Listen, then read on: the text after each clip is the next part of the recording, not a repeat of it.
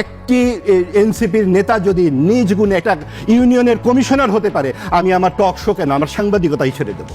যে আওয়ামী লীগের পুরো উপজেলায় যেই কর্মী, পুরো দেশে তো এনসিপির সেই কর্মী নাই। দেখেন, এই যে মানে হাসিনার কোনো লাস্ট মিনিট, জি, মানে পালিত দাসের কথার উত্তর আমি আসলে দেওয়ার প্রয়োজন মনে করি না, কারণ আওয়ামী লীগ একটা ক্লোজ চ্যাপ্টার, এবং আওয়ামী লীগ যেসব রেখে যাওয়া পালিত পোষ্য যাদেরকে রেখেছেন, তারা এখন টকশোতে এরকম গার্বেজ কথা বলতে পারে, এবং এই কথার আসলে অ্যাড্রেস করা এখন আসলে আমি প্রাসঙ্গিকতা মনে করি না।